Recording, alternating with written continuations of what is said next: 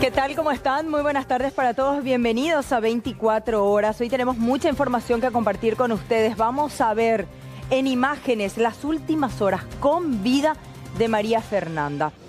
¿A quién estaba acompañando? Al joven hoy imputado.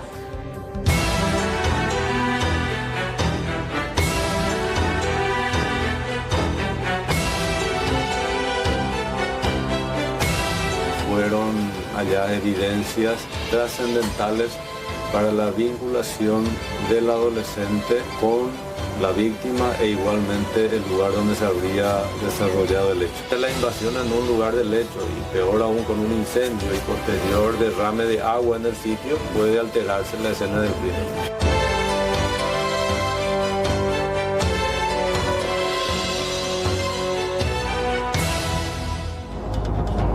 Y a nivel de la Corte Suprema de Justicia se dilata el caso de Katia González. El Senado recusó a 2 integrantes de la máxima instancia judicial. Votaron en base al artículo 185 de la Constitución. ¿Cuál fue la opinión de Víctor Ríos? No, en varias oportunidades tan legajo le vamos a acercar. ¿Tanto es el temor a Katia González? No, nosotros es más por el respeto a la Constitución. Votando 12, un senador deja de ser senador.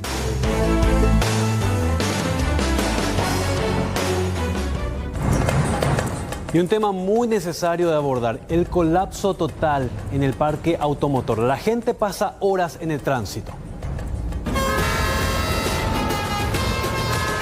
260.000 viajes entre las 5 y 7 de la mañana.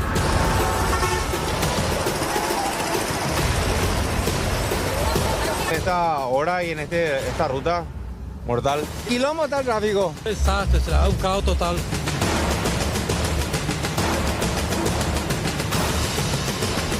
Prácticamente el 80% de las personas en nuestro país se mueven en automóvil.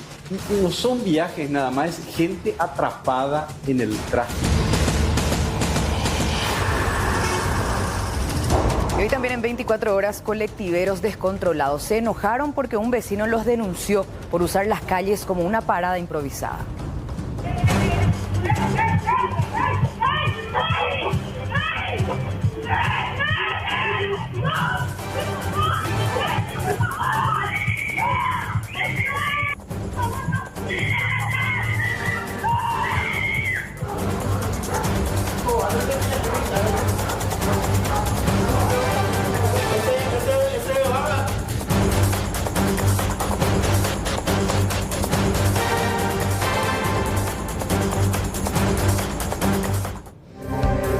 Y hablando de descontrol, estos vecinos también tienen problemas de convivencia. Contanos, adelantanos algo, Jorge.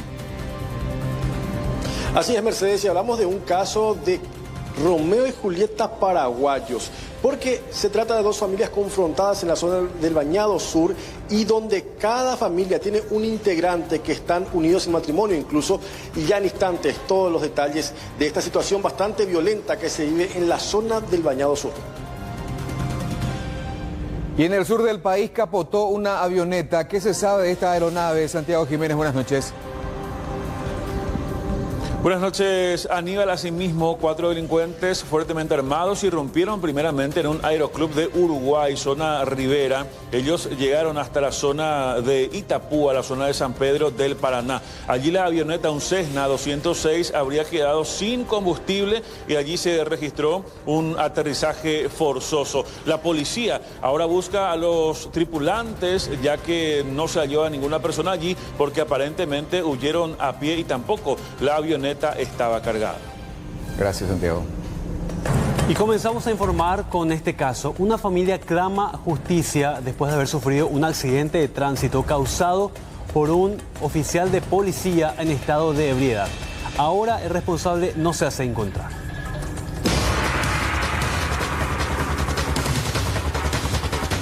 Un agente policial fuera de control protagoniza este brutal accidente registrado por cámaras de circuito cerrado.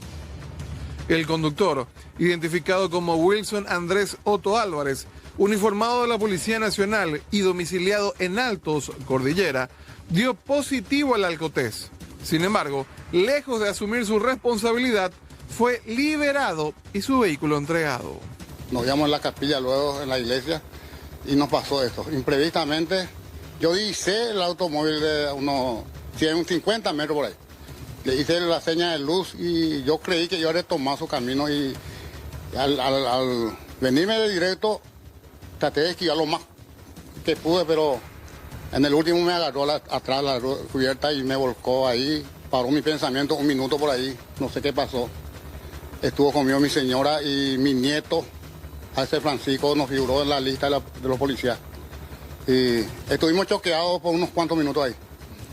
Gracias a Dios, a mí me apretó fuerte el techo y me pude zafar y salí, pero mi señora no pudo salir. Y estuvimos en zozobra unos cuantos tiempos ahí. En la otra camioneta iban 3 personas. Fermina Brites de Díaz, esposa del conductor, llevó la peor parte. Sufrió la fractura de una clavícula y fue derivada de urgencia al hospital de Luque. El susto, lo que demasiado nos dolió también porque impresionante fue el impacto y no pensábamos que esto no iba a pasar, sinceramente. Es un milagro lo que nos sucedió. Y había sido que tenemos un ángel que nos cuidó y que no pasó a mayores. ¿Qué es lo que voy a decir? Es muy impresionante que así venía él, en zigzag venía él y no venía directo a nosotros. Por suerte que nosotros vemos cómo lo que nos venía y nos esquivamos de él, ¿verdad? Un poco, pero igual no afectó. Indignación y dolor para una familia trabajadora que hoy queda con secuelas físicas, psicológicas y materiales, mientras que el uniformado, que debía ser el ejemplo, sigue libre y sin hacerse responsable.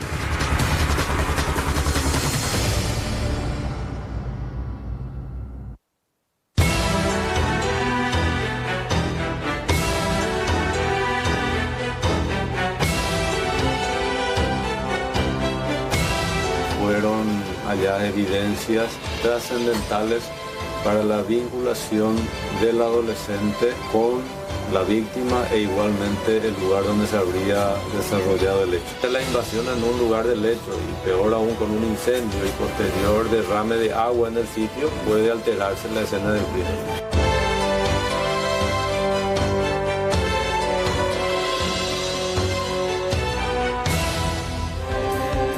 Vamos al este del país con Elba Espinosa, quien nos va a contar más detalles sobre este vecindario conflictivo. Elba, adelante. Buenas noches, Mercedes. Estamos en Puerto Irala, aquí en la colonia Itavera, donde esta tarde, alrededor de las 3 de la tarde, hubo un hecho de homicidio aquí en esta vivienda. Vamos a escuchar un poco aquí al abogado que nos cuente qué fue lo que pasó, por qué esta persona disparó el arma en el pecho a este Cándido Sanabria y le cegó la vida. Bueno, buenas noches ya. La verdad que yo tuve conocimiento del hecho a través de una llamada que me realizó el papá del muchacho. Me preguntó dónde estaba y le dije, estoy en mi oficina. Enseguida él se acerca a mi oficina y me dice que hubo un problema acá en Itavera, que su hijo tuvo problemas con Cándido, me dijo. Y creo que se murió, me dice.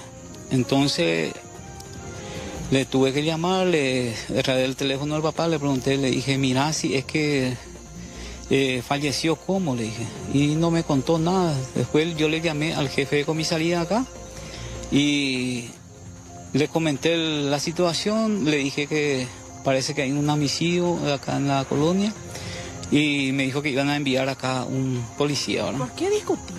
¿Por qué discutieron inicialmente? Verdaderamente que Cándido es una persona alcohólica, ¿verdad?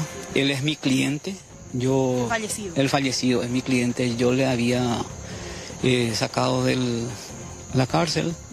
Primeramente, el año pasado tuvimos en noviembre un juicio oral en la cual fue condenado a 2 años de pena privativa de libertad, con suspensión a prueba de la ejecución de la condena. en la cual tenían restricciones varias, que no tenía que acercarse a su familia, ¿verdad? Porque era un señor violento, ¿verdad? Entonces, ¿le fijaron domicilio en esta vivienda? El papá del victimario le tenía como, le hacía trabajar acá como changuero a él antes de que él se vaya a la cárcel, ¿verdad? Y como nadie acá le quería ayudar a él, el único que se le soportó y le llevó primeramente a vivir en su casa a él. Le quitó como con prisión domiciliaria con otra abogada que tenía en aquel entonces, ¿verdad? En el kilómetro 9 Mondadú de Ciudad del Este estaba guardando prisión domiciliaria. Y posteriormente, creo que fue en octubre, yo había solicitado, tomé la intervención y solicité la cambio de domicilio para que venga a trabajar acá, porque para que le ayude también al señor acá, porque necesitaba que alguien le haga carpida y... Hoy discutió con el hijo, entonces, con Osvaldo. Según me dijo el hermano del finado que ellos estaban consumiendo bebida alcohólica, él se quedó a dormir acá, estaba borracho luego el señor, y creo que se despertó eso a la 1 de la tarde por ahí. El muchacho estaba trabajando y de la nada viene a increparle ya, diciéndole que le estaba tocando sus cosas ahí donde estaba. Hay una filmación que él comenzó, primeramente le comenzó a empujarle y le golpeó, creo que le golpeó, no sé bien, ¿verdad? Todavía porque no me contó, porque el muchacho está muy choqueado ahora. Osvaldo entonces después viene aquí en la casa, entra y directamente la víctima, en este caso Cándido, entró aquí. El hecho en sí ocurrió allá en el fondo, en el patio vino y él corrió en esta parte, se fue acá, entró por este portón Osvaldo, y Cándido pateó aquel portoncito que estaba, echó y entró. La nenita que ella estaba comiendo, ahí estaba en la mesa, estaba comiendo, y dice que desenfundó un arma ahí y forcejearon, ¿verdad? Y él se cayó en la puerta mismo, él se quedó sentado, él murió sentado. Nota que forcejearon y ahí el victimario lo mató con su propia arma. Y según dice él, es que sacó, que tenía detrás de su espalda, ¿verdad? Yo no sé, ¿verdad? Como te digo, lo que me dijo, y le dije, tranquilízate bien, espera ahí, enseguida llega la policía y contá todo lo que ocurrió, ¿verdad? Él filmó momentos antes de que ocurriera ¿Crees que fue de defensa propia entonces? Para mí que es un hecho de defensa propia, ¿verdad? Porque fue un solo arma, y si de repente quería fugarse, ocultar el cuerpo y demás, él podía, acá el Paraná está a 300 metros acá, tirarle al Paraná y desaparecía, no existía ninguna evidencia en contra de él porque nadie le conoce. Acá no se escucha estamos en medio de la nada. Bueno, comisario, ¿ustedes qué encontraron en el lugar del hecho cuando llegaron? Sí, así mismo. Acá el jefe de la comisaría de Paranambú tuvo conocimiento del hecho, se pidió apoyo y su comisaría queda distante de 18 kilómetros de acá, aproximadamente 20, llegó al lugar y posteriormente yo llegué para apoyar también el operativo y prácticamente ya estaba el cuerpo tendido, ya estaba el fiscal también. Posteriormente llegó, antes que yo llegue, pero acá más detalle le va a dar el jefe de la comisaría de Paranambú. Oficial, usted es lo que, César, contanos qué encontraron cuando llegaron. A las 15 horas de la tarde llegamos acá, la comitiva completa. Le encontramos al sujeto llorando al lado de su mujer y abrazándole a su hija. Le apartamos al sujeto y automáticamente un compañero se acercó al cuerpo a revisar los signos vitales. Ya encontramos que la víctima de disparo por arma de fuego ya estaba sin signos vitales. Empezamos a dialogar con la víctima, él mismo mencionó que hubo un incidente y que la víctima entró por detrás de la casa, él entró por delante y el que iba a fallecer en este caso le apuntó el arma a la nena, posterior le apuntó a él y en eso él ve lo que pasa y se tira por él. Y en ese forcejeo de manos cayó un disparo y justo alcanzó a la altura del pecho del lado izquierdo. Y eso fue todo lo que él comentó lo de la grabación del celular, la grabación del DVR y todas las evidencias ya como el arma de fuego, que tenía 2 cartuchos, uno percutía, uno sin percutir, el DVR y el celular, y el resto todo hizo levantamiento del cuerpo de la criminalística, y ya en este momento ya nos estamos retirando. Las evidencias también, entonces el arma, todo, el hombre, el joven, no ocultó ni intentó fugarse tampoco. No, él comentó exactamente cómo ocurrió el hecho, inclusive tenemos circuitos cerrados detrás y delante de la casa, tenemos la grabación del sujeto, y conforme a su manifiesto nosotros hicimos el acta y solicitamos todo el equipo que la Fiscalía dispuso, y posterior ya se hizo el levantamiento de cuerpo. Se le van a hacer unas últimas diligencias para corroborar el estado de ebriedad del sujeto, porque el victimario en este caso menciona que la víctima, antes de cometer todo el hecho, estaba en estado de ebriedad. El victimario no, Osvaldo no. No, el victimario no, él estaba realizando un trabajo, estaba haciendo una parralera que era para su consumo, estaba preparando, y cuando él se dispuso a buscar las herramientas que son como alambres y tenazas para poder ampliar el trabajo, ahí fue el incidente. Cándido ahí fue a atacarle. Sí, los videos. Así mismo, es lo que menciona y lo que nosotros vimos. En los videos. Sí, el victimario alega que él actuó por instinto de defensa propia, salvaguardando la vida de su pequeña hija, creo que tiene 2 años, doctor, 3 años. Y que estaba almorzando. No, estaba merendando a esa hora ya, las 3. Ya las 3 de la tarde. Sí, galletita. Galletita mencionó que estaba comiendo. Y entonces en ese momento lo que pasó todo esto, y tuvimos este desenlace. Es lamentable, pero es lo que se menciona. Ya está a cargo de la Fiscalía. Elba, eso que él describe se ve en el video. Ellos vieron ese video. De una vez que se termine esa diligencia, va a ser entregado a los familiares. Bueno, aquí el doctor menciona también que Osvaldo en realidad grabó toda esa discusión antes del hecho en sí, del disparo en sí. Esa discusión se ve. Pero en las imágenes de circuito cerrado. Esa discusión previa ustedes vieron. Circuito cerrado todavía no vieron, ¿no?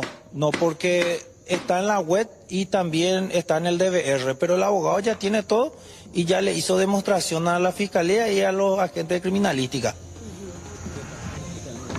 Bueno, eso es lo que menciona Mercedes. Aparentemente Osvaldo Piccoli, aparentemente después de esta discusión vino a su habitación y vino detrás de él a atropellarlo, hoy fallecido Cándido Sanabria, de 53 años, quien es conocido aquí en la zona como un rapay medio brasileño, le dicen, pero él es paraguayo, y que es una persona bastante violenta y que consume mucho alcohol, y entonces se discutió con este joven en dónde vivía, porque él prácticamente en esta casa vivía como un ayudante, digamos, del dueño de casa. Él trabajaba el cuerpo, Elba.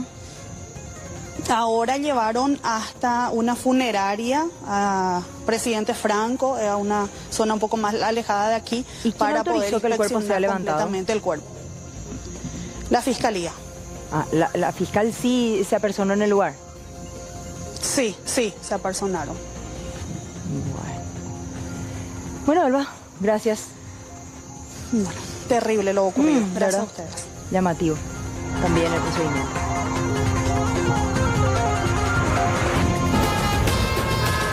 $260.000 viajes entre las 5 y 7 de la mañana.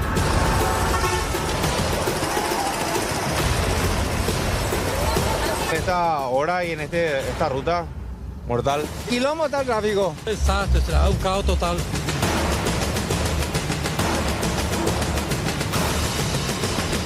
Prácticamente el 80% de las personas en nuestro país se mueven en automóvil.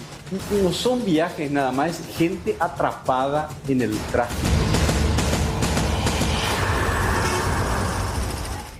Y Lorenzo Ramón González, de 22 años, es el ejemplo de que toda acción tiene una consecuencia por lo que hizo en las últimas horas. Estos mensajes así lo revelan, que ya les expusimos justamente en su momento a través de la denuncia que hizo tanto la adolescente que fue víctima de esta amenaza como por parte de la madre. ¿Viste lo que le pasó a la chica de 17 años? Encima en un momento tan sensible referente a lo acontecido con María Fernanda. Sí, le responde la adolescente, cuídate, porque lo mismo te puede pasar. Me estás amenazando, le consulta a esta adolescente de 16 años, que resulta ser la víctima, y él le responde, ¿tenés miedo? No, le pone ella, ¿por qué? Creo que porque sé que no me van a hacer eso. Claro que te puede pasar. Puede ser, le responde otra vez la adolescente. Yo mismo te puedo hacer eso porque hiciste algo que no me gustó. Y si empiezan las cosas y siguen los mensajes, impresionante. A ver, pasemos un poco al otro para contextualizar, nada más recordar, porque hay novedades referentes a este caso. Estamos viendo justamente el nombre del remitente y dice, claro que te puede pasar, yo mismo te puedo hacer, cuídate de mí. Porque ya me están agarrando locuras, me puse así desde que tuviste otro, yo no te voy a perdonar. ¿Y qué te vamos a decir? Nos vamos a estar preparando. Entonces mencionó la víctima que efectivamente hizo su denuncia como corresponde. Preparando, le dice otra vez Lorenzo, vos no otros. Te digo muy bien que vas a recibir una denuncia porque me estás amenazando. Andase ahora la denuncia, una vez muerta ya nada te servirá y encima ja, ja, ja. Bueno, es lo que decía Lorenzo Ramón González, que finalmente fue detenido por estos mensajes que fueron presentados. No se esperó mucho tiempo, en este caso en particular, por lo que rápidamente la Fiscalía y la Policía hicieron lo suyo y ya lo estamos viendo justamente en sede policial de Ciudad del Este, donde él habló sobre lo que escribió y al final se achicó completamente otra vez ante la situación y decía lo siguiente. De hecho que me extralimité con mis palabras y me arrepiento de corazón, ¿verdad? Le pido perdón a la... ¿Pero vos realmente te enojaste con ella? No, nunca, en ningún momento me enojé con ella, nunca lancé con dolor ni ira contra ella, solamente era una... Como le había comentado hace rato, me extralimité con mis palabras sin pensar la circunstancia que me podría pasar después. Porque lo ocurrido en Coronel Oviedo, por ejemplo, es bastante grave. Sí, bastante grave y por eso le pido perdón al pueblo, ¿verdad? A la señora, a todas las mamás, inclusive principalmente a la señora, a la mamá de la chica. Le pido perdón y me arrepiento de corazón de haber hecho eso, que yo no soy un sicario, un asesino, de hecho yo no tengo orden de captura, nada, yo soy un trabajador, trabajo normal. ¿No tenía antecedentes? No tengo antecedentes, nada, yo voy a la iglesia, solamente le respondí al Estado diciéndole eso, pero luego le dije que era broma, que yo no le haría daño así, que yo le quiero mucho. Entonces la chica a toda costa, obviamente, teme por su vida y le dijo a su mamá. Bueno, entonces automáticamente yo le escribí a ella en Instagram, le dije que, ¿por qué me bloqueaste en WhatsApp? ¿Me tenés miedo? Le dije. Yo no te haría daño, yo no sé así, solamente me extralimité nada más.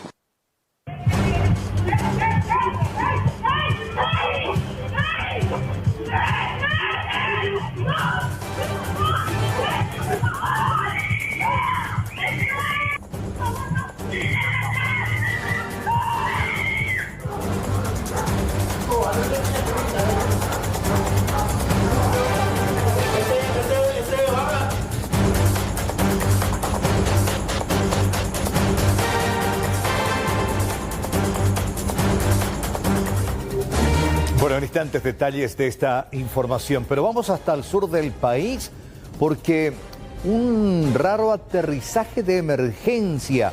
Santiago, ¿qué pasó? Comentanos. Buenas noches, Carlos. Asimismo, primeramente partir por lo que sucedió. 4 personas irrumpieron en un aeroclub de Rivera, República del Paraguay, con arma de fuego en mano. Primeramente intimidaron al encargado del sitio. Estas personas realizaron preguntas específicas sobre una avioneta. Luego la tomaron, volaron y terminaron realizando un aterrizaje forzoso, nada más y nada menos que aquí en el departamento de Itapúa. Estamos hablando de la zona de San Pedro del Paraná. Primeramente había surgido la hipótesis de que efectivamente podría estar dentro del país esta aeronave. Fueron hilando los cabos sueltos y el Departamento de Inteligencia tuvo la información de que cerca de las 12:40 horas aproximadamente, ya hacía 45 minutos de que la aeronave estaba en el departamento de Itapúa. Una hora después, cerca de las 13:40 horas, ya se confirma de que aparentemente la aeronave quedó sin combustible y tuvieron que realizar un aterrizaje forzoso en esta zona de la región. La Policía Nacional está en busca tanto del piloto como así también los tripulantes y para corroborar por qué o para qué habrían robado esta aeronave. Nosotros conversamos con el director de la policía aquí en el departamento de Itapúa, el comisario general inspector Elvio Florenciáñez, y esto es lo que nos manifestó. Fue robado una avioneta de la República de Uruguay. Según la fotografía fue un aterrizaje forzoso en un esteral. Convocamos a personal de criminalística, también personal de inteligencia e investigaciones y también personal de la DINAC, y ya se comunicó a la Fiscalía. El procedimiento está ahora en curso. Una vez terminado, vamos a comunicar a los superiores que seguramente se van a comunicar con el par de nuestro país.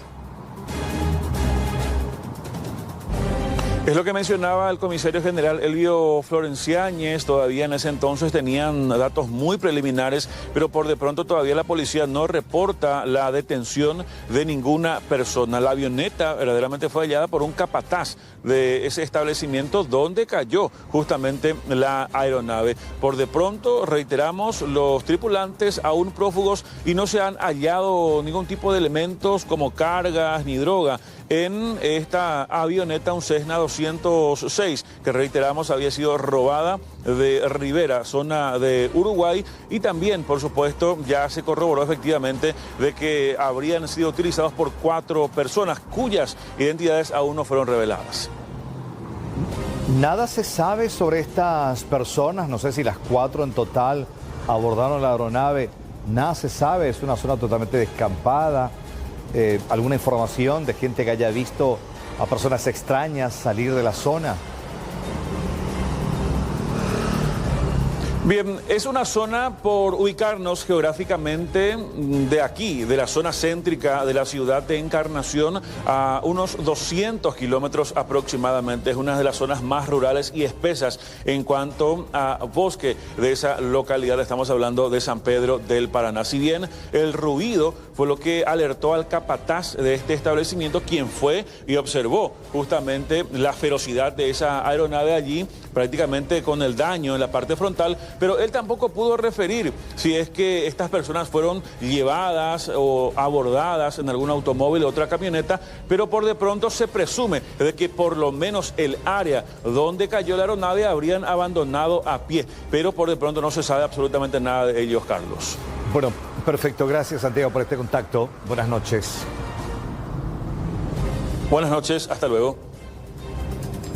Y vamos a hablar a continuación del caso de la ex senadora Katia González en la Corte Suprema de Justicia, de su acción de inconstitucionalidad en contra de aquella resolución del Senado que la expulsó como integrante de la Cámara Alta del Congreso Nacional. Recordar, se tardó 1 año y 3 meses para conformar el pleno de la máxima instancia judicial que va a entender en esta causa.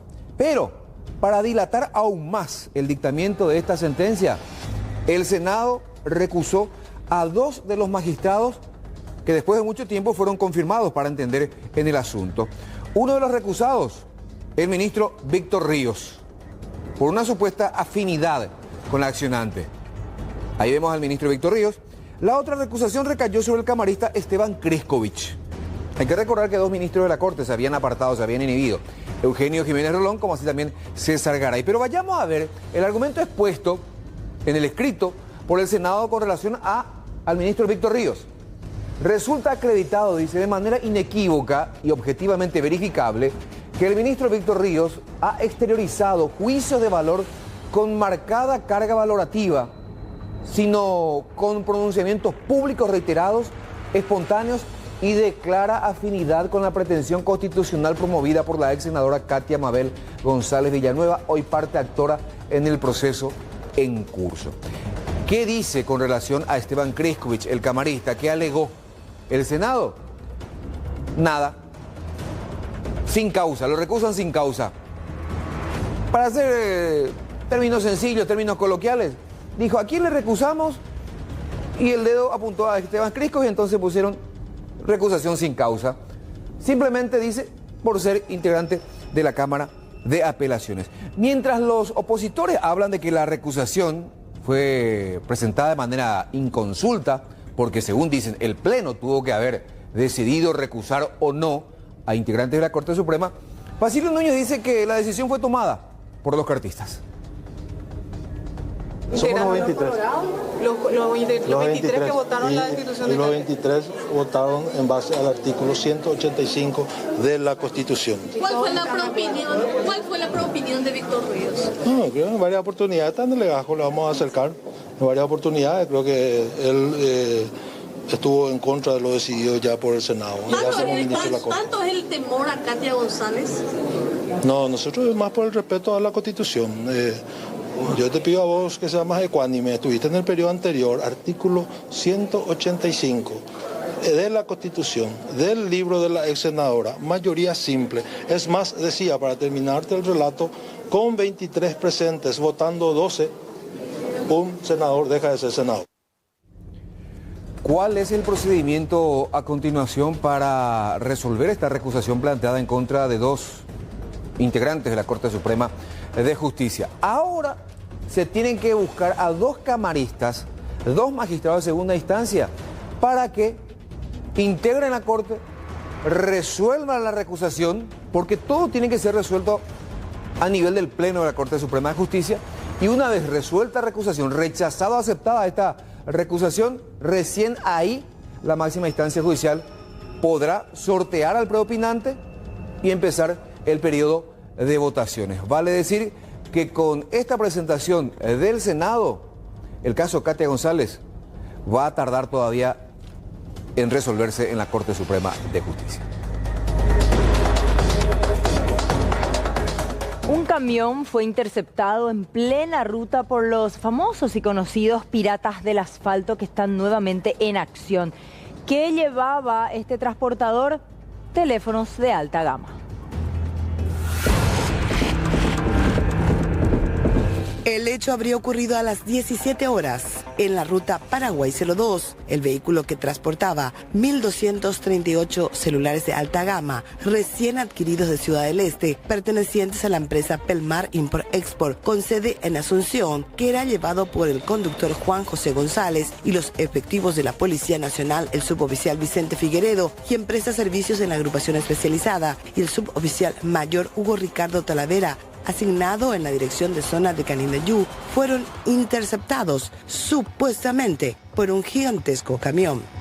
Ellos estaban viniendo y al cazar el kilómetro 92 aproximadamente, donde hay una circunvalación, se le cruza un tracto camión de color rojo, cabina roja, se le cruza tapando totalmente el camino, por lo que ellos detienen la marcha, y al detener la marcha ya se acerca un automóvil de la marca Toyota, tipo premio, color gris, y otro por detrás del mismo modelo, mismo color, y se bajan 4 sujetos armados de cada vehículo con armas largas y le hace descender del vehículo.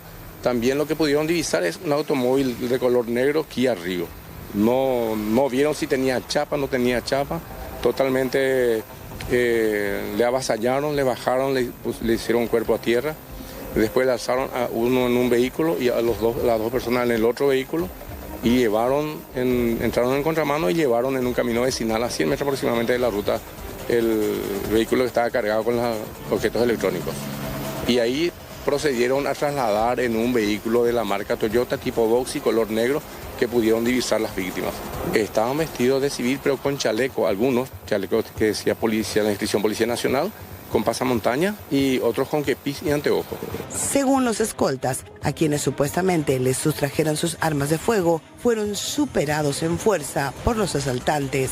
Ellos no llegaron a reaccionar, no se les golpeó, están ilesos, se les hizo arrodillar, se les maniató con cintillo, pero no fueron golpeados. Ayer fueron ellos diagnosticados, ya declararon ayer en la fiscalía. Lo sustraído sería evaluado en $41.000 y la mercadería sería asegurada. Hasta ese miércoles en horas de la tarde, 24 horas después de lo ocurrido, ninguno de los rodados fue abandonado.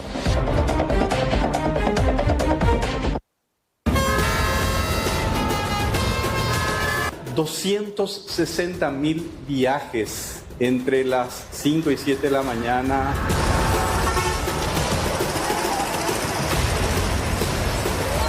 Esta hora y en esta ruta mortal. Quilombo está el tráfico. Desastre, será un caos total.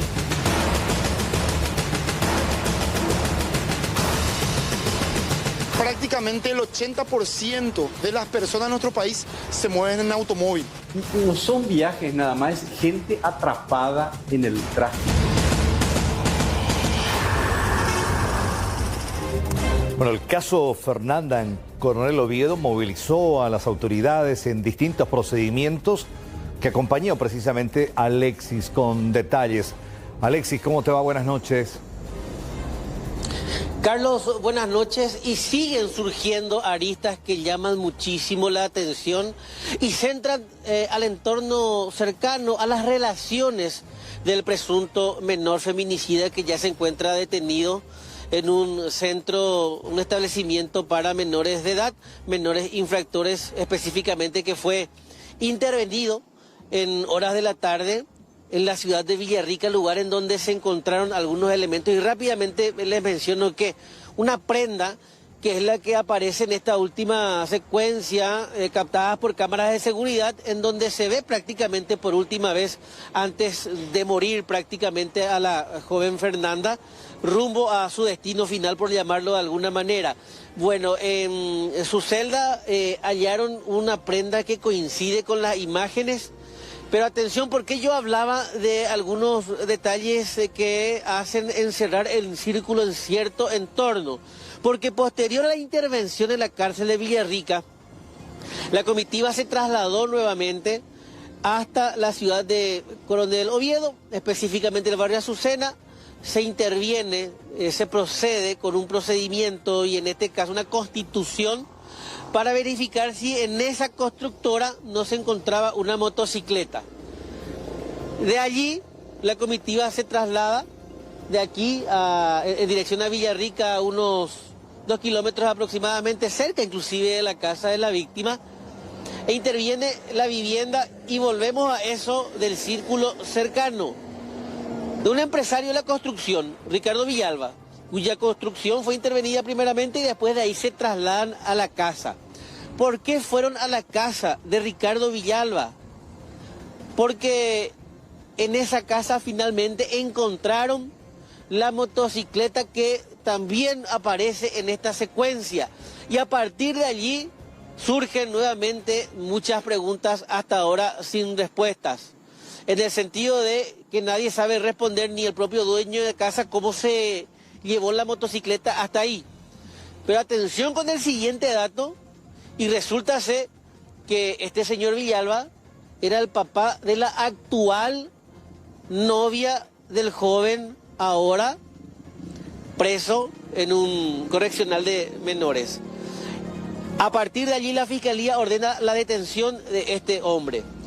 Pero durante la verificación de la moto constataron que la motocicleta pertenece al papá del principal sospechoso de este crimen. Volvemos a eso que les decía anteriormente, círculo muy cercano, y a partir de allí nuevamente hay varios focos en ese entorno. Nuevamente el papá, la mamá, que si bien se determinó que en cierto horario estuvo en el colegio en donde ella presta funciones, algunos comportamientos extraños en el horario del papá llaman poderosamente la atención. Pero evidentemente, si esa moto supuestamente se encontraba desaparecida, ¿por qué nunca hubo una denuncia en contra o para la localización de esa motocicleta? Bueno, finalmente la motocicleta fue hallada en la casa del suegro, ¿sí?, del principal sospechoso del crimen. Escuchemos al fiscal. Fiscal Segovia, los procedimientos de la fecha, los resultados, ¿qué elementos tiene ahora el Ministerio Público, la incautación de esta motocicleta? Hay mucho por decir. Sí, desde tempranas horas estamos realizando diligencias investigativas que son conducentes al esclarecimiento del hecho que se está investigando. En primer término, hemos estado en la zona del departamento de Guairá para un allanamiento en el lugar donde está internado el adolescente imputado, y posterior a ello nos hemos dirigido a otras zonas donde se están realizando, como he adelantado, esas diligencias, todas dirigidas a esclarecer totalmente el presente caso. ¿Qué encontraron en la cárcel, en el establecimiento de interno menor?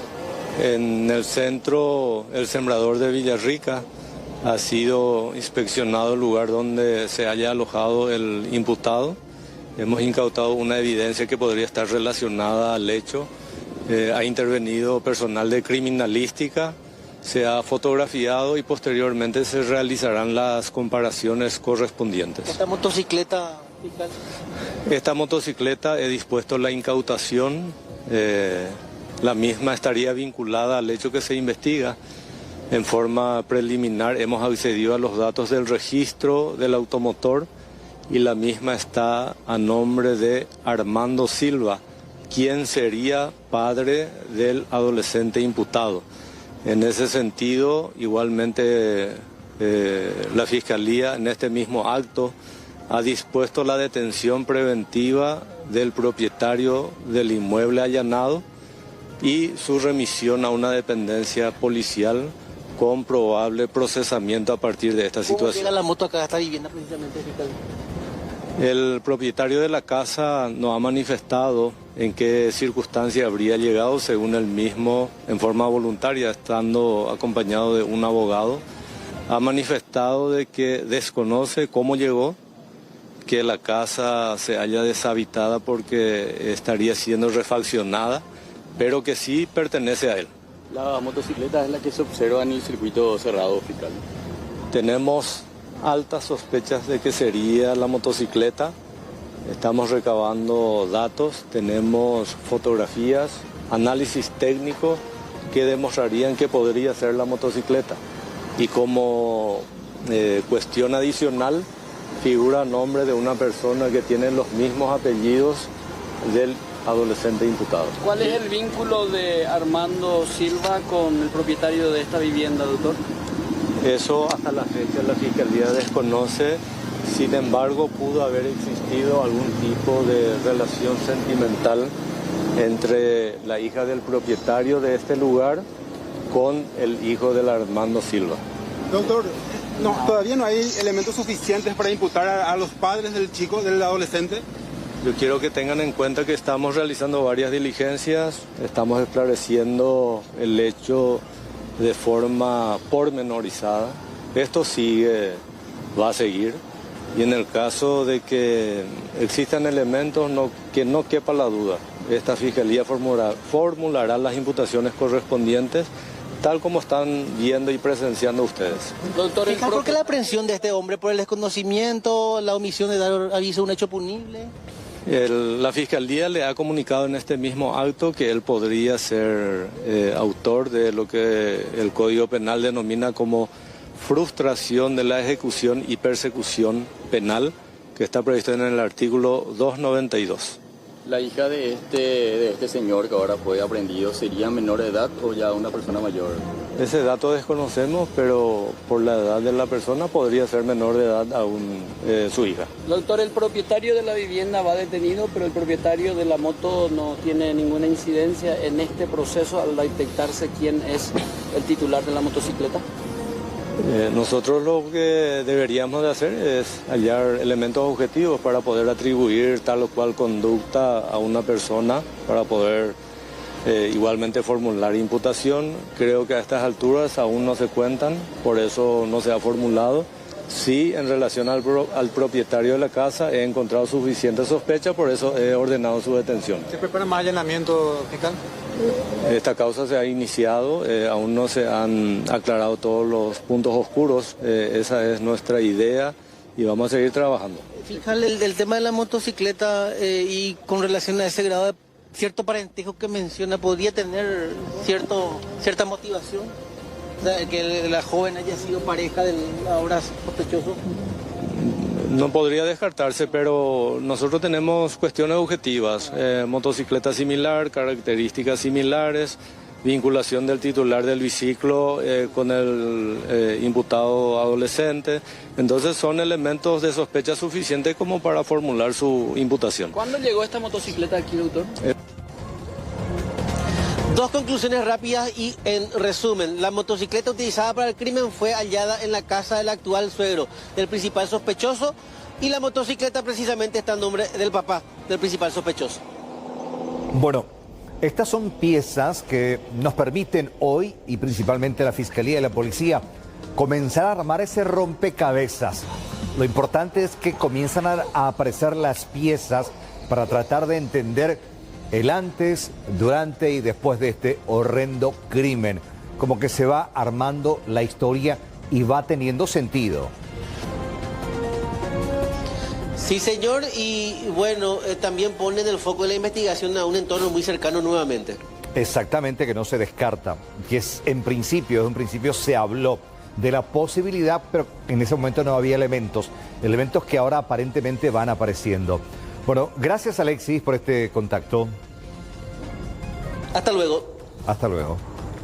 Bueno, y seguimos hablando de este tema y acerca justamente de estos nuevos elementos que se suman a la investigación y que van a ser fundamentales para poder sostener las acusaciones hacia los implicados, los responsables que están hoy detenidos. Esto tiene que ver con nuevas imágenes de circuito cerrado que estaban justamente ya siendo esperadas principalmente por los familiares de María Fernanda, que venían cuestionando justamente del por qué hasta estas alturas no se tenía todavía el video que puede mostrar cómo la joven llegó hasta la vivienda del sindicado, que recordemos, justamente ya se tenía esa información de que su muerte, el asesinato en sí, se habría dado en la propiedad de los Silva. Y vamos a compartir con ustedes y explicarles lo que se ven en estas imágenes. Cámaras de circuito cerrado aledañas a la vivienda del sospechoso. ¿Qué es lo que se observa en esta secuencia? Al adolescente de 17 años, indicado de la muerte de María Fernanda, salir de su casa a bordo de la motocicleta roja, que sería la que se incautó hoy en la casa de este señor que sería su suegro actual. Vemos el momento exacto en que él se dirige solo a bordo de esa motocicleta. En la otra secuencia, ¿qué es lo que se observa? Lo que tanto se esperaba, ver cómo llegó María Fernanda hasta la residencia de los Silva. Fíjense, a ella estamos viendo, al adolescente acompañado, y justamente el acompañante sería María Fernanda. En un momento dado podemos frizar para poder hacer un poco el análisis de las características de la persona que iba atrás. Todo indica efectivamente que se trata de ella, incluso porque esto fue del 27 de mayo, recordemos que fue la fecha en que se la vio por última vez. Ella salió de casa a las 10:30, dijo a sus padres que se iba para hacer un trabajo práctico. Sin embargo, las amigas aparentemente tuvieron una última conversación con ella donde ella mencionó que iba supuestamente para solucionar algo, pero la buscaron y ahí estamos viendo las imágenes en cuestión. Fíjense, el corte de pelo de María Fernanda, cómo estaba vestida, el calzado que se habría encontrado también en el lugar donde se produjo el hallazgo de los restos precisamente de esta adolescente víctima en toda esta historia por este hecho ya configurado como feminicidio a estas alturas. Ahí ya se dirigen a la casa, a la residencia donde se produjo todo. Fue en cuestión de minutos prácticamente en la que se habría dado la muerte de esta adolescente, pero lo que se busca saber es el momento exacto en que se deshacen de los restos, porque según las investigaciones que ya veníamos compartiendo con ustedes, según lo que pudieron anticipar hasta ahora los agentes del Departamento de Investigación de Homicidios, existe un corte de la grabación de circuito cerrado de la casa del sospechoso, de entre las 11 hasta las 14, las 11 de la mañana hasta las 14 horas de ese día, martes 27 de mayo, que sería el día en que justamente vemos que el adolescente va y busca a la joven y la lleva hasta su domicilio. Falta ubicar a los padres en ese instante, cosa que hasta hace unas horas no se tenía muchos datos al respecto, no se tenían declaraciones formales, que lo había dicho la propia fiscal Gladys Torales, que ahora se termina apartando de la causa finalmente, pero atendiendo a estas novedades, aparentemente también se tendrían ya informaciones certeras referente a la ubicación de los padres, muy importante, porque esto también puede determinar las posibles responsabilidades de los mismos. ¿Fueron cómplices o no de su hijo? ¿Lo habrían ayudado para eliminar a María Fernanda o ya estamos hablando de una complicidad posterior para deshacerse de los restos? Es lo que tiene que responder la policía, los investigadores, así como también la fiscalía. Esto es lo que se tiene en cuanto a las imágenes. Algo bastante importante, hay que decirlo, porque en principio uno se preguntaba cómo llegó, decían que supuestamente María Fernanda fue llegando sola, pero acá estamos viendo que la buscaron efectivamente para llevarla al sitio donde pretendían acabar con su vida. Y de acuerdo a los elementos que ya tenemos hasta ahora, premeditaron con meses de anticipación y de una forma bastante cruel. Ahora, con respecto a los elementos que estamos viendo, ya veíamos en el vivo que hizo Alexis Aveiro desde Coronel Oviedo, la incautación de la motocicleta con las mismas características las que se observan en las imágenes de circuito cerrado, que es propiedad del padre, pero estaba en la casa de su suegro actual. Ahora, este abrigo negro, hagan la comparación, que se incautó hoy de su celda, porque la comitiva fiscal policial se constituyó en el centro, el Sembrador de Villarrica, donde él está actualmente recluido, e incautaron este abrigo que coincide con las características que él utilizó en esa fecha donde fue a buscar a María Fernanda. Fíjense, este saco con capucha color negro. Otro elemento, el casco protector. Ahí está, que se incautó también, que coincide con lo que se observa en las imágenes, circuito cerrado, incluso porque vemos imágenes a color y precisamente también se termina haciendo allí un une con flecha referente a la similitud de estos elementos. Vamos a escuchar a continuación lo que decía la fiscal Gloria Rojas, también acerca de las diligencias que fueron realizadas hoy y las novedades en torno a este caso. Recabamos también varios informes que ya nos estuvieron llegando, entonces incluso de la escuela, de la penitenciaría. Entonces, eso es lo que estamos actualmente, ¿verdad? ¿La escuela con respecto a la joven o a la madre de la joven? A la madre también. ¿Estuvo o no estuvo en la escuela? Sí, estuvo. ¿Estuvo? Estuvo. Eso es contundente y categórico. Sí, incluso hay marcación solamente a la mañana temprano es lo que se ausentó, pero que dejó reemplazante, pero ya a partir de la...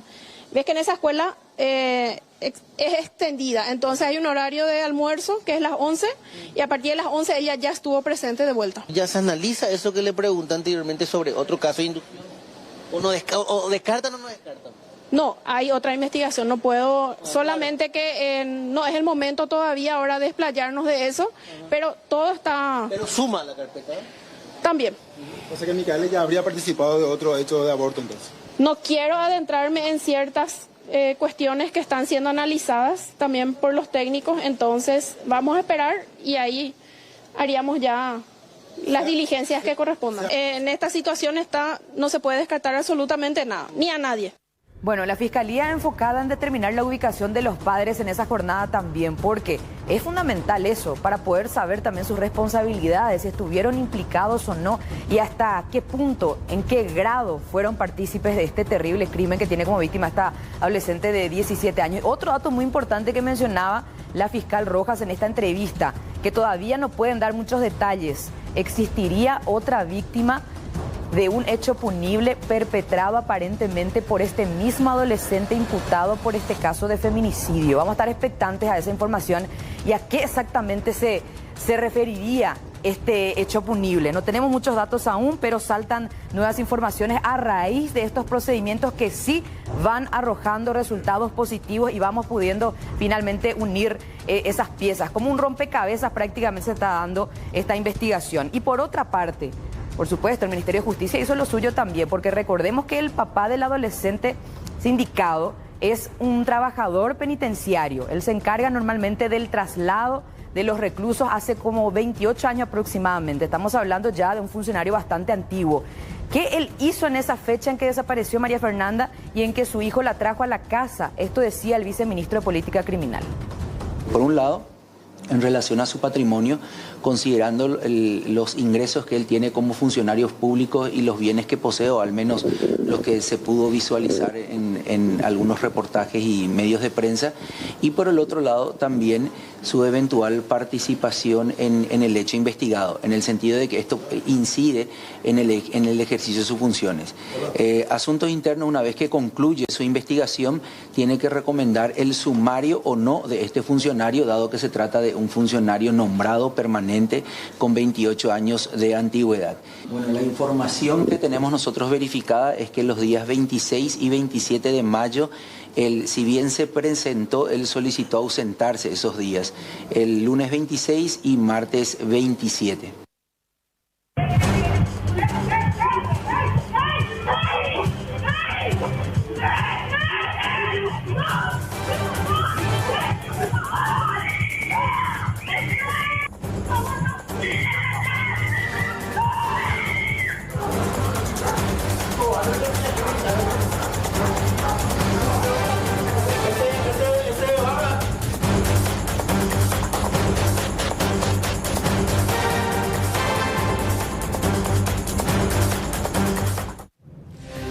Alumnos tenían signos bastante visibles de haber sido intoxicados con gas pimienta. ¿Por qué?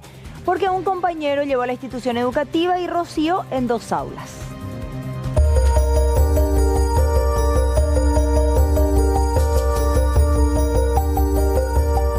hecho ocurrió en la escuela Delfín Chamorro, donde todavía se busca determinar cuál sería el químico arrojado por estas personas extrañas a la institución, quienes lograron llegar a varias salas de clase y lanzar el objeto. Algunos alumnos presentaron síntomas como irritación de ojos, garganta y mareos. Un adolescente de 14 años resultó el más afectado. Yo vine, entré y él estaba re mareado, con la cara toda hinchada. Le dije qué le pasaba y me dijo, después te cuento qué nos pasó hoy, algo me.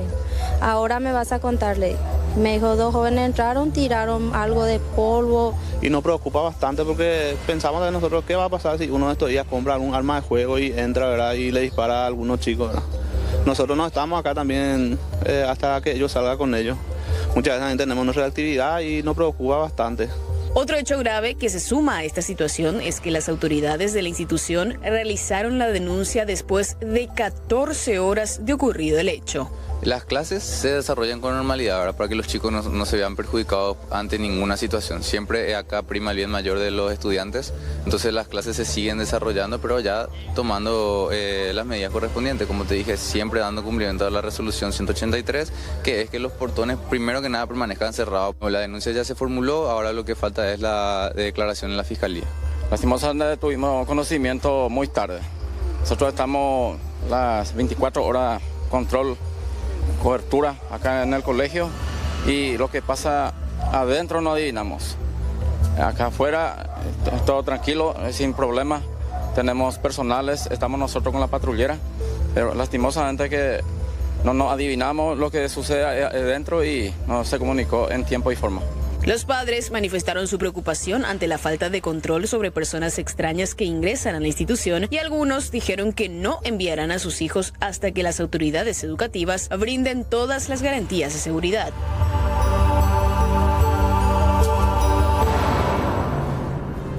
Bueno, la caballerosidad y el respeto evidentemente dejaron de ser valores dentro del fútbol. Bueno, la violencia lastimosamente es la que manda y no tiene precisamente nada que ver con el deporte en sí, sino con el entorno a causa de enardecidas barras bravas. Fíjense lo que pasaba en Limpio.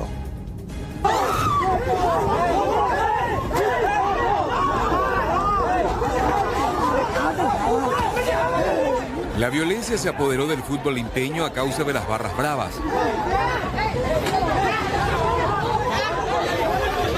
Marisa Amarilla sufrió serias lesiones en el rostro luego de salir en defensa de su hijo, quien supuestamente fue amenazado de muerte por barras del club Nanagua. La mujer fue emboscada a la salida de la cancha y tuvo que ser llevada al hospital. ¿Cómo pica la mujer? La van a pegar, carajo. Ahí está el hermano va a pagar. El hermano va, mátenle, ahí empezó todo. Ahí cuando él empezó a decir eso, mátenle a su hijo, ese es su hermano, que él pague lo que hizo su hermano. Ahí ellos se lanzaron encima de mi hijo mayor, que no tenía nada que ver en la pelea. Y cuando yo he visto que le lanzaron el suelo a mi hijo, le echaron, le empezaron a patear, todo era por la cabeza. Y ahí el muchacho que ya mi abogado está juntando todas las pruebas para identificarle. Él dijo, mátenle, y yo ahí cuando me fijé, he visto en la mano de uno de los muchachos, he visto la pistola, sacó y mi hijo estaba en el suelo. Con la cabeza toda así, le pateaban, y yo me desesperé. Y cuando he visto la pistola en la mano, yo me tiré, le empujé a ellos y me tiré encima de mi hijo para proteger a mi hijo. Carlos Cáceres es otra víctima de la violencia en el fútbol limpeño. Necesita de unos 10 millones de guaraníes para someterse a una cirugía, ya que tiene fracturado el hueso a la altura del ojo izquierdo. Le dijo haber sido agredido por al menos 3 personas el pasado domingo en su intento por evitar que la violencia escalara. La verdad que yo no quiero dejar esto que pase de presidio, porque el daño es muy grande lo que me están haciendo. 3 personas, la señora, la mamá del muchacho y no sé si, según a mí me dijeron, fue su novia. Acá tengo arañazos acá en la espalda, en el cuello, tengo muchos merotones por todo. ¿Ya identificados? ¿Ya hiciste la denuncia en la comisaría? Están identificados las 3 personas que me agredieron. Ya está en la fiscalía eso.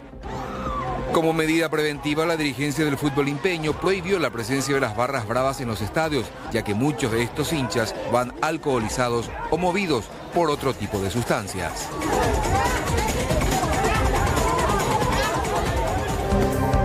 Vamos a hablar con Jorge Escurra, que él nos cuente los detalles sobre este conflicto. No solamente son vecinos, también son familias. Jorge, adelante. Exactamente, hablamos de consuegras que están en pie de guerra desde hace ya unos 3 años aproximadamente. Empezó por un problema entre niños jugando fútbol en la calle, en situación que uno de los niños le pateó por la cara a otro de los niños, y a partir de ese momento la situación fue empeorando. Hablamos de la familia Morales y la familia Fernández. Viven uno frente al otro y hay denuncias de violencia entre ambos grupos. Es más, el fin de semana hubo sangre de por medio. Una persona resultó con lesión en la cabeza. Pero escuchemos primeramente la versión de la señora Marta Fernández. Repito, cada familia tiene un integrante que están unidos, que tienen incluso 2 hijos, y la situación va de mal en peor. Policía de por medio, fiscalía, juzgado, intervención de CODENI, denuncia tras denuncia de un problema de nunca acabar aparentemente. Escuchemos primeramente la versión de la señora Marta Fernández, quien fue la que convocó a este medio de comunicación para hacer su grave denuncia contra sus vecinos. Constantemente me está atacando a mí y a mi familia y a mi chiquito, quitándole fotos. No sé con qué intención. Ya tuvimos un conflicto, me fui en la fiscalía pidiendo justicia, pero no hay justicia. La fiscala Fátima Girala, creo, me atendió, se rió a mi cara, me dijo que tenía que morir primero uno de mis hijos para que ella pueda hacer justicia algo. Y yo ya no aguanto. Este viernes, sábado, ellos vinieron, nos atacaron. Mi nieto de apenas 5 años pidió a Dios que no nos mate ese sábado. Por favor, le pidió a Dios.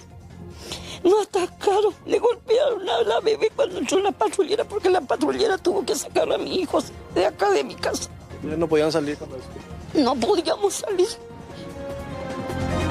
Bueno, esta es la versión de Marta Fernández, quien nos mostraba incluso imágenes de circuito cerrado del momento en que la amedrentaban y la atacaban en su casa, según estas imágenes. Pero ¿qué pasó antes? Ese mismo sábado, minutos antes de esa versión, de esa imagen, tenemos la contraparte, la versión de Nélida Morales y su familia, quienes alegan que las hijas de Marta Fernández, o una de ellas, golpeó con un palo a una amiga íntima de la familia que estaba llegando allí en ese momento. Tenemos circuito cerrado del momento violento en que, según se observan las imágenes de circuito cerrado, repito, una mujer sale de la vivienda de Marta y golpea con un palo en la cabeza a la que iba al mando de una motocicleta. Detrás iba una de las hijas de la señora Nélida Morales, quien es la acusada por Marta de amedrentación, y es más, decía que incluso no podía salir de su casa. Sin embargo, la contraparte dice todo lo contrario, y además mostraron otros videos en el que también del otro lado de la casa, hablamos de la casa de Marta Fernández, realizan disturbios, también, como se dice popularmente, farrean allí en la vereda con música alta, situación que también se vio evidenciada en videos. Ambas partes tienen sus versiones, sus pruebas, sus videos, porque ambas viviendas, debido a esta problemática, instalaron varias cámaras de seguridad ante esta guerra entre familias. Escuchemos lo que decía la señora Nélida Morales ante esta situación. Lo único que te voy a decir, mi hijo, es que yo no sé lo que le pasa a esta señora. Lo único que voy a decir es que lo que no sé qué le está pasando a esta señora, porque está actuando. Hace teatro está haciendo esta señora, porque nadie de mis hijos le amenaza y nadie de mis hijos tiene arma, como ella dice que nosotros le estamos amedrentando. Ese sábado lo que pasó fue que su hija le rompió a una chica la cabeza. Ahí nosotros reaccionamos. Ella seguramente no te mostró el video donde su hija le rompió la cabeza a esa chica. Que la señora es títere de las hijas. Es títere de las hijas. Le manejan sus hijas. Y todo lo que sus hijas hacen, vienen y le cuentan, y ella ya empieza a amedrentar, a crear problemas con nosotros mismos. El mensaje de texto de no duermas. No fue para ella. No fue, y tengo prueba de eso, de que fue su hija lo que le revolvió a mandar a su mamá. Bueno, terrible la situación, va de mal en peor, cada vez más violento el hecho que se da entre ambas familias, y no hablamos de cualquier familia, viven uno frente al otro, o sea, todos los días se ven. Es más, repito que hay integrantes, tanto de la familia de Marta como de Nélida, que son pareja. Por esta parte hablamos de que la hija de la señora Marta es pareja del hijo de la señora Nélida. Y viven allí también en esa misma cuadra. La situación va de mal en peor, repetimos, y ojalá que estas familias puedan solucionar sus asperezas y por sobre todas las cosas llegar a un acuerdo de paz, teniendo en cuenta de que hay muchos niños de por medio en ambos sectores, en ambas familias. Y siguiendo de esta manera, esto podría terminar en una tragedia si es que no se da una situación de paz, por lo menos un diálogo entre las partes. Cada familia tiene una versión diferente y acusa a la otra, pero las imágenes son elocuentes. Nadie ayuda para apaciguar la situación. Bueno, gracias, Jorge. Hasta luego. Bueno, vamos a hablar de un tema muy sensible que de una u otra manera nos afecta a todos. Tiene que ver con el caótico tránsito en Asunción y Departamento Central. Cada día peor, Juan. La situación es desesperante. De esta manera podemos calificar lo que estamos viviendo. Y fíjense estas imágenes, elocuentes, hablan por sí solas. Esto corresponde a una imagen captada un viernes a las 6 de la tarde en una de las principales salidas de la ciudad de Asunción. Yo también jugaría, ¿no es una imagen de regreso de un largo feriado sobre Ruta 2, por ejemplo, que se suele dar esta imagen? Exactamente, Carlos. Muy buena comparación, pero esto ocurre todos los días. Y esta imagen desespera porque muestra lo que están pasando hoy en día muchísimas personas y seguramente mucha gente que nos está viendo está pagando por un auto en este momento, está pensando en comprarse un auto o se ve sometido o sometida a utilizar el transporte público, que representa un pésimo servicio. El agravamiento del servicio de transporte público deja como consecuencia esto: un parque automotor completamente colapsado. ¿Y cuál es la consecuencia? Vamos a la primera placa para ver cómo se encuentran los principales accesos de entrada y también de salida de la ciudad de Asunción, completamente colapsados, en rojo prácticamente. Vamos a ver la primera placa, por favor, para ver cómo se encuentra el acceso norte, este, sur, por todas partes prácticamente, porque si le ponemos play a esta placa justamente nos va a mostrar cuáles son los puntos sensibles. Todos prácticamente están completamente colapsados. Acceso sur, Eusebio Ayala, también la zona de Mariscal López, la gente que viene por Luque, y ahí la conjunción del Botánico con la autopista Ñuguazú, un desastre realmente. Cuelo o botella, prácticamente. Exactamente, y el problema está en que Asunción se encuentra en una península y los accesos se ven completamente colapsados. Otro problema es que, bueno, lastimosamente la capital hoy en día obliga a la gente a vivir en las ciudades dormitorio. Claro, a eso iba justamente, que en los últimos 20 a 30 años Asunción comenzó a expulsar a sus hijos, literalmente, por la propia condición del costo de vivir, del pago de impuestos. Y finalmente las cabezas de familias fallecen, los hijos se ven obligados a vender y a salir porque no tienen condición económica de pagar. Entonces, ¿qué es lo que hacen? Buscan en ciudades dormitorios. Totalmente. De hecho, creció la ciudad, pero hacia el este. Pero esta es la consecuencia, teniendo un servicio de transporte público pésimo. Pésimo realmente. Me gustaría compartir las siguientes placas en pantalla compartida con la primera imagen de apoyo que tenemos de este tránsito colapsado ahí en la zona de la autopista Ñuguazú. Fíjate, Carlos, la diferencia. En el 2014, el 52% de los viajes se hacía en transporte público. En 2025 es espeluznante esta cifra. Solamente 7%. El 7%. Es decir, hoy en día todo el mundo tuvo ya la posibilidad de comprarse un auto para viajar un poco de manera digna, o una moto, o directamente accede a las plataformas de transporte. Que eso también representa un golpe importante para el bolsillo, para una familia tipo, por así decirlo. El bolsillo y el caótico tránsito, porque estamos hablando de otro vehículo más en estas largas filas. Exactamente. Vamos a la siguiente placa para ver más acerca de esta situación. Porque si hablamos de viajes en moto y autos, representan el 78%. Estudio de este año hecho por el Banco Mundial, ningún sector político, ningún sector interesado en este tema, estudio del Banco Mundial. Consulta, esto significa que de 10 paraguayos, casi 8 viajan Usando moto y auto. Exactamente. 8 prácticamente usando esta movilidad para viajar de forma digna. Vamos a ver otro dato muy importante. ¿Cuánto creció el parque automotor? Un estudio del Instituto de Estadísticas, también de MITIC, señala 141%. ¿Sabes cuántos autos tenemos hoy en Paraguay, Carlos? Más de 3 millones. Muchísimos, porque el sistema prácticamente obliga a la gente a comprarse un auto. Claro, eso implica que prácticamente la mitad de la población tiene vehículo, porque con el último censo estamos un poco más de 6 millones. Y si hay 3 millones de vehículos, según el registro del órgano del Estado, prácticamente la mitad de la población tiene vehículo. Lamentable, porque mucha gente se pasa el día o viniendo a Asunción o saliendo de la ciudad capital para regresar a sus casas. Y la última placa también, una cifra que nos indigna a todos, la velocidad de circulación, 5 kilómetros por hora. En horas pico, prácticamente que hora pico ya es todo el día. Vamos a compartir las imágenes de apoyo de la avenida Mariscal López, porque fíjense, estas imágenes fueron captadas muy temprano en la mañana, uno de los principales accesos a Asunción, completamente colapsado también, porque estamos viendo ahí, hoy en día amanece cerca de las 7:30 de la mañana, esto se captó cerca de las 6 en punto de la mañana, y este era el panorama. Vamos a ver lo que pasa en la zona del Botánico. Justamente Mercedes me comentaba más temprano que utiliza mucho este tramo. Fíjate, Mercedes, lo que es este tramo. Pues mira, la imprudencia. Entrada a Asunción. Bien, hay zonas en donde se cuenta con la asistencia de personal de la patrulla caminera. Muchas veces ni siquiera eso ayuda demasiado.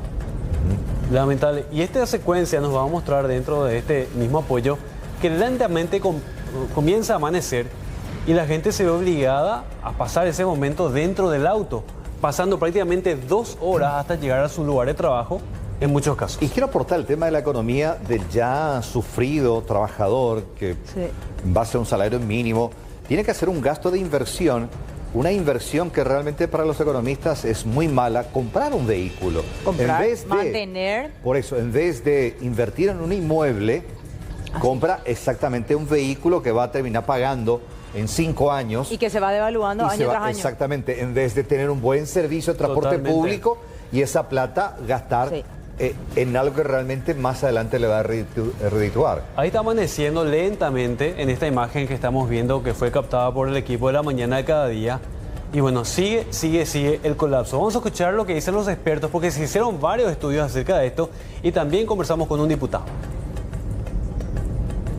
Y impresionante como siempre, normal en esta hora y en esta ruta mortal. ¿Qué le dice a las autoridades? Vamos a tratar de mejorar, vamos a tratar mejor. Kilómetros está el tráfico, hasta ahora un viernes, desastre. Vamos a ver si las autoridades se ponen las pilas. Desastre, será un caos total. ¿Se pierde mucho tiempo? Sí, bastante tiempo. Impresionante, o sea, no, ya imposible andar, ni tenemos que tener ya, no sé, doble, triple. 260.000 viajes entre las 5 y 7 de la mañana, entre las 16 y 18 horas especialmente. Y no son viajes nada más, es gente atrapada en el tráfico. Lejos de mejorar el tránsito, empeoró. Hoy prácticamente el 80% de las personas en nuestro país se mueven en automóvil. Muchas de esas personas por decisión propia, claro, pero mucha de esa gente también forzada porque no tiene un sistema de transporte público. Eso te lleva a endeudarte, lleva a que la economía en la casa cueste un poquito más. Hay que reestructurar el sistema de transporte público de la mano con todo el modelo que tenemos alrededor de eso. Entonces, creemos firmemente que este anuncio también que hace el gobierno de la construcción de un viaducto que conecte, que va a conectar supuestamente la autopista Ñuguazú con la ruta esta de Ecovía Luque San Bernardino, tampoco es la solución. Y esto no es una opinión mía, es matemática, es estadística, pasa en todo el mundo. Bueno, esto decía el diputado Raúl Benítez acerca de lo que está pasando, sobre todo con esto que se está planificando, más autopistas, mucho más obras de infraestructura para tratar de aliviar un poco esto. Pero ¿qué pasa? No autopista, no semáforo, ahí se congela todo. Claro, pero ¿por qué en vez de, perfecto lo de la autopista, pero en vez de invertir millones de dólares en nuevas autopistas, en ensanchar, ¿por qué no mejoramos un servicio de transporte público donde realmente amerite viajar con tranquilidad, sin el estrés de estar en el volante? de un sitio a otro para ir a trabajar y de regreso como lo hacen capitales del mundo. Vamos a escuchar, Carlos, lo que dicen los miembros de la Comisión de Desarrollo de Asunción, que pide encarecidamente a la ministra que los escuche. Son varios expertos. Vamos a escuchar al arquitecto Gonzalo Oray, que estuvo trabajando mucho tiempo en el gobierno. Hoy en el sector privado dice, algo hay que hacer de manera urgente ante este colapso. Un indicador de calidad de vida de una ciudad en el componente de movilidad urbana es el porcentaje de la población de la ciudadanía que usa el transporte público. Cuanto más alto ese porcentaje, más calidad tiene esa ciudad. El tercer mundo. Medellín tiene igual de problemas que nosotros. Encima tienen montaña, que es más difícil. Están rodeados de población informal, te voy a decir. Tenés que ver el sistema de transporte público. Una maravilla. Y yo le digo a la ministra, de la mejor manera, la mejor onda, que se haga asesorar bien, que vean, que investiguen. Una parte está acá, luego nomás ya. Pero ese no es el camino, se están equivocando acá a la luna. Pero no, es un error que se la bancan ellos nomás. Es un error que se queda, eso ya, y nos tenemos que bancar todos. Bueno, la comparación con lo que él decía, el tercer mundo pudo Curitiba, pudo Medellín, ¿por qué no puede hacerlo Asunción? Totalmente. Y esto le damos un tema más, Carlos. Hay instituciones que están trabajando, todo esto depende del MOPC, y lo poco que puede hacer el Viceministerio de Transporte es algún tipo de plan para mejorar esto. Vamos a escuchar lo que decía más temprano Ana Vargas, que es una de las asesoras del Viceministerio de Transporte, que admite la situación, pero dice hay soluciones que se están haciendo de a poquito, pero finalmente no termina de minimizar este problema. Pero llegamos a un punto de estallido en el cual necesitamos realmente dar soluciones, pero que también sean sostenibles. En ese sentido, nosotros trabajamos en medidas mucho más pequeñas, así como mencionaba Pablo, que estuvimos ya trabajando con los buses nocturnos, estamos mejorando el sistema de monitoreo que se puede ampliar más con el director que va a explicar un poco más el tema. Pero una frase que me gustó mucho del doctor fue, del deseo a la acción hay acción. Hay acción. Nosotros queremos siempre recordarle que hay una acción, pero lastimosamente es muy pequeña para la urgencia, lo que la gente necesita. Bueno, ahí está expuesta la situación. Más allá de esto, probablemente se propongan soluciones, haya un proyecto de ley para mejorar el transporte público. Esto lo sufrimos todos, todo el tiempo, todos los días. Nuestra calidad de vida se ve seriamente afectada por esta situación. Totalmente. Después uno se pregunta por qué tanto estrés en el tránsito. Ahí está la respuesta.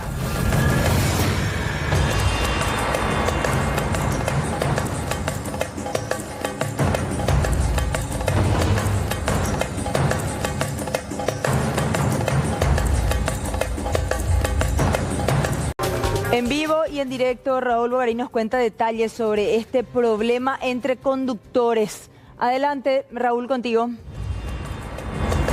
¿Qué tal, Mercedes? ¿Cómo te va? Buenas noches. Y específicamente entre vecinos vendría a ser, pero en contra de conductores de colectivos que estacionan en la calle, y es por eso que el vecino aparentemente, según la denuncia, se enojó, le reclamó a estos conductores de colectivos para que puedan sacar de allí sus unidades de transporte, porque imposibilitaba el paso de otros vehículos, y es por esa razón que comenzó esta discusión que casi terminó en tragedia, porque don Bernardo resultó seriamente golpeado.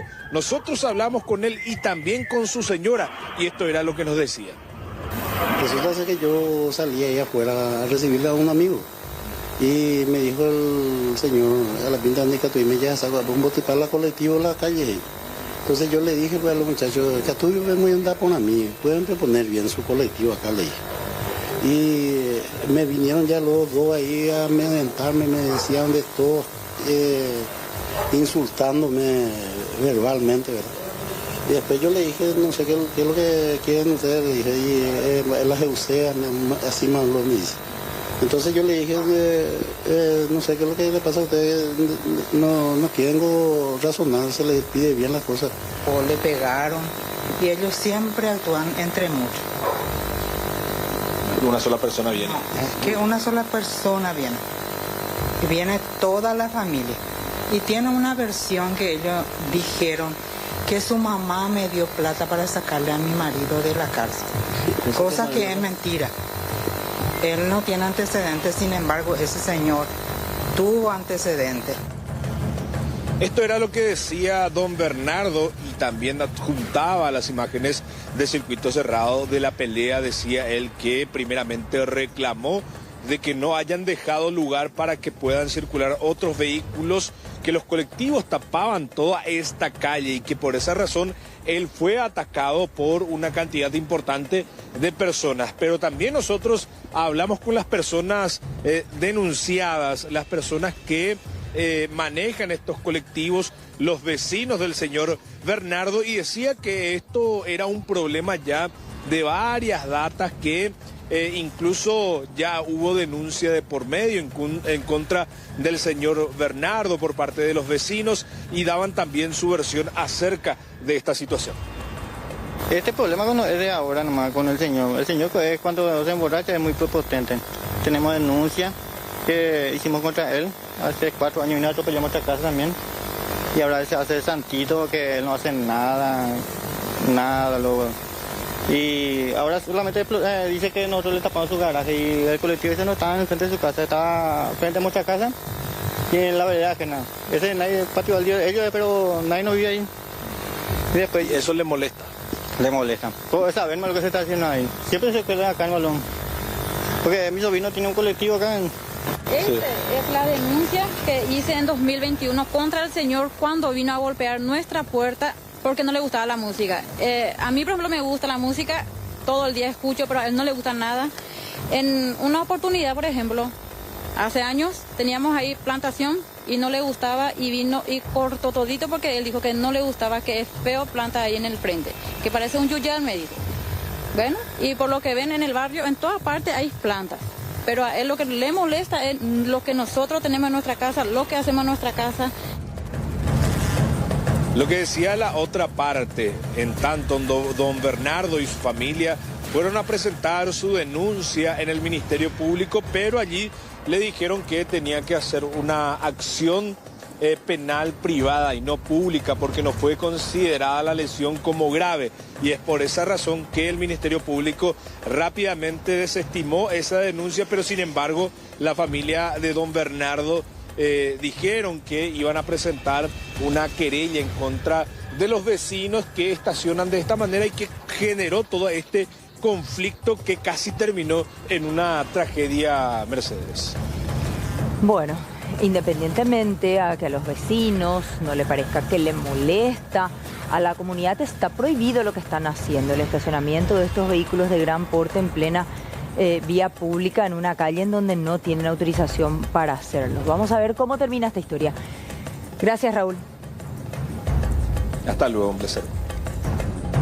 Bueno, mañana jueves se va a realizar la primera reunión del Consejo Nacional de Salarios Mínimos, CONASANA. Todo apunta a que se va a dar un aumento, pero se habla de 100.000 guaraníes que regiría a partir del mes de julio.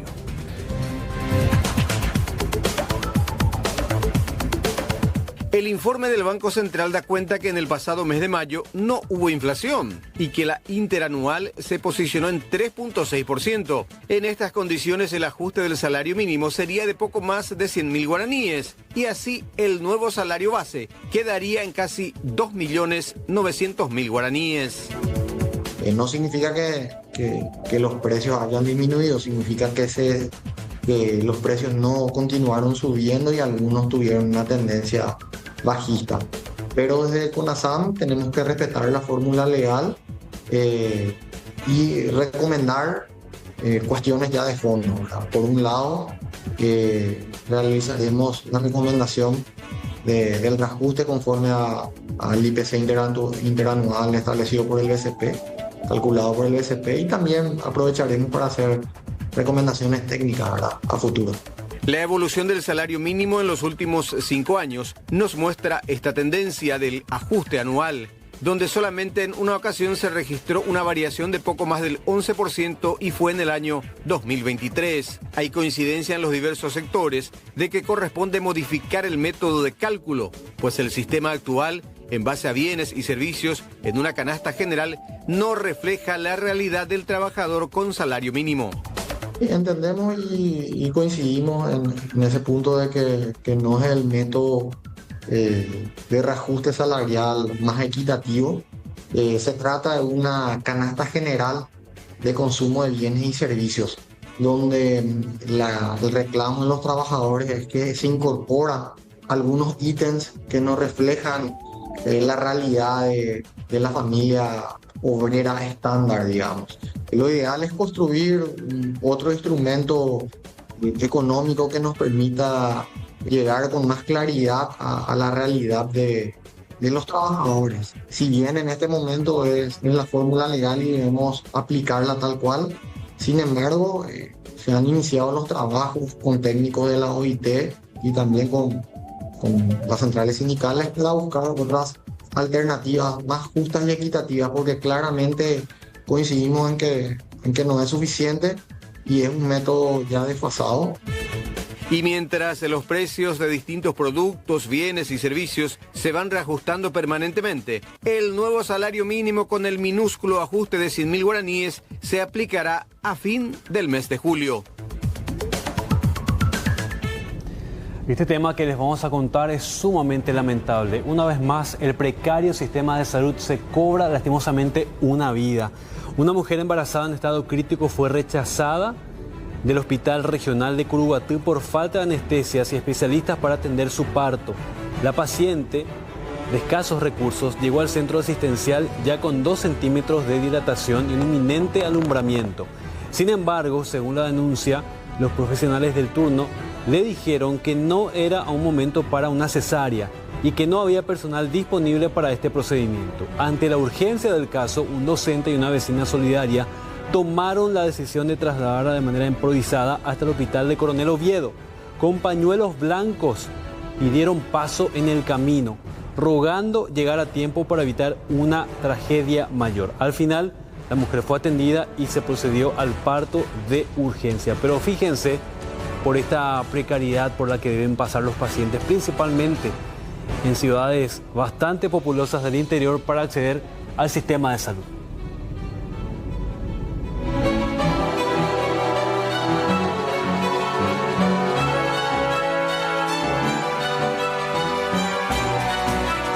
Explicaciones, o por lo menos respondiendo a los cuestionamientos. Hablamos del Contralor y también el Intendente de Ciudad del Este.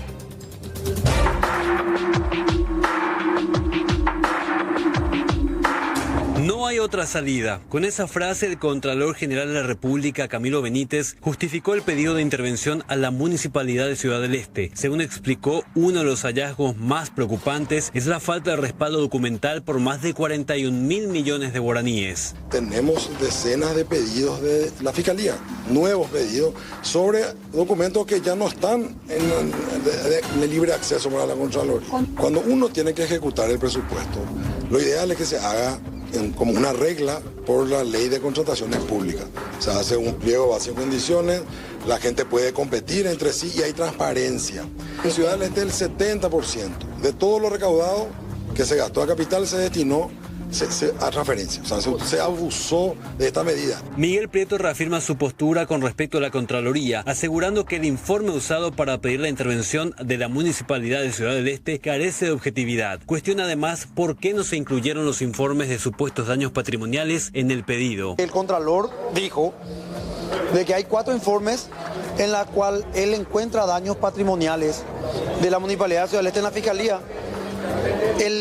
Si existen esos informes, ¿por qué él no utilizó esos informes para justificar el pedido de intervención? Me van a echar porque un funcionario, un secretario de Finanzas escribió 2 veces, pagamos 72 millones en papel higiénico y envió así a la Contraloría. Ese es el motivo por el cual van a echarme de mi cargo. Un error que cuando se dio cuenta el funcionario subsanó y la Contraloría no tuvo en cuenta subsanar ese error. La comisión especial tiene un plazo de 15 días para emitir su dictamen acerca del pedido de intervención a la comuna de Ciudad del Este. En el caso de la mafia de los pagarés, como también en el juicio a la viuda de alias Aguacate y el enjuiciamiento de un exministro en el siguiente compacto judicial. juicio a exministro de Emergencia Nacional. Este viernes 6 de junio a las 8 horas va a proseguir el juicio oral al exministro de la Secretaría de Emergencia Nacional, Joaquín Roa, así como al empresario Alberto Couve. La Fiscalía sostiene una acusación por presunto lavado de activos, asociación criminal y otros delitos, desprendimiento del operativo a ultranza. Enjuiciamiento para viuda de alias Aguacate. Con la presentación de incidentes procesales, comenzó preliminarmente el juicio oral por el hecho punible de lavado de dinero respecto a Gudelia Vargas Armoa, la esposa del señalado narcotraficante ya fallecido Marcio Sánchez, alias Aguacate. Supuestamente Gudelia Vargas manejó dinero de alias Aguacate proveniente del tráfico de drogas y hechos de sicariatos registrados en la frontera. Se retrasa extradición de ex senador argentino. Por de pronto el ex senador argentino Edgardo Cuader y su asistente Yara Ginsel seguirán en nuestro país. La extradición requerida por la justicia argentina aún no puede concretarse debido a defectos de forma en el requerimiento judicial. Ahora, la fiscal adjunta Matilde Moreno solicitó a través de la vía diplomática la aclaración de varios términos del pedido de extradición ante una aparente superposición de normativas. Corte aceptó renuncia de juez de paz. En la sesión de este miércoles, la Corte Suprema de Justicia aceptó la renuncia presentada por el juez de paz de Lambaré, José Segundo Velázquez. La auditoría de su juzgado reveló varias irregularidades en la tramitación de expedientes vinculados al esquema de la mafia de los pagarés. La Fiscalía investiga el caso.